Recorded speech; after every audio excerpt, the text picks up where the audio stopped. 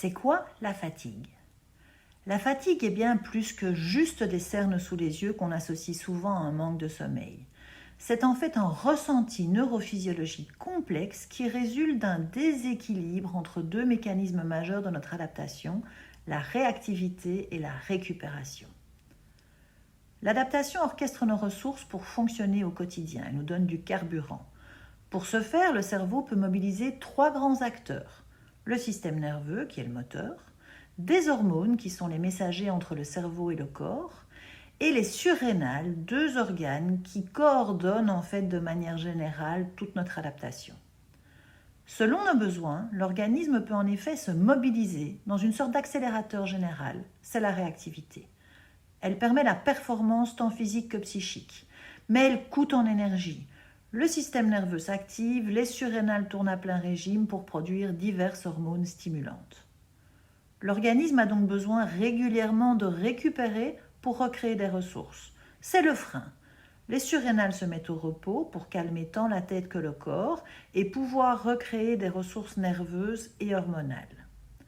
La nuit est bien sûr la période de récupération la plus profonde, mais même lorsque nous sommes éveillés en journée, nous bénéficions sans nous en rendre compte de nombreuses phases de récupération.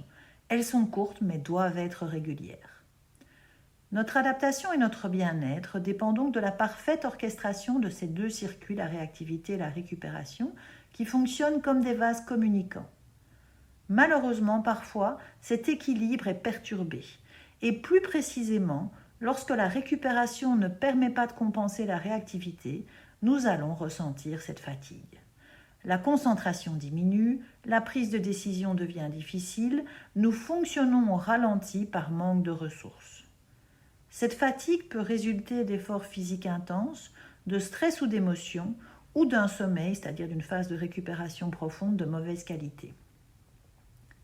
Si la fatigue est de courte durée, c'est-à-dire que la récupération reprend rapidement le dessus, les manifestations seront elles aussi limitées, la fatigue sera momentanée. Mais si le déséquilibre persiste sur la durée, la fatigue va s'installer de manière chronique avec de nombreuses conséquences sur notre fonctionnement au quotidien, mais également plus généralement sur notre santé. La fatigue est donc bien plus qu'une simple sensation désagréable. C'est un signal de notre corps qui nous indique que nous manquons de ressources. Elle nous alerte sur une difficulté passagère de récupération. Mais lorsqu'elle persiste, elle signe une atteinte plus profonde de notre adaptation physiologique. Vous trouverez plus de détails sur l'hypersensibilité et ses implications au quotidien dans mon livre « Mon cerveau est hyper pour les adultes » et dans « Mon enfant est hyper pour les 6 à 12 ans », ainsi bien sûr que sur mon site katiasonem.com. N'oubliez pas de vous abonner à ma chaîne pour plus de conseils et d'astuces sur la gestion de l'hypersensibilité. Prenez bien soin de vous et à bientôt.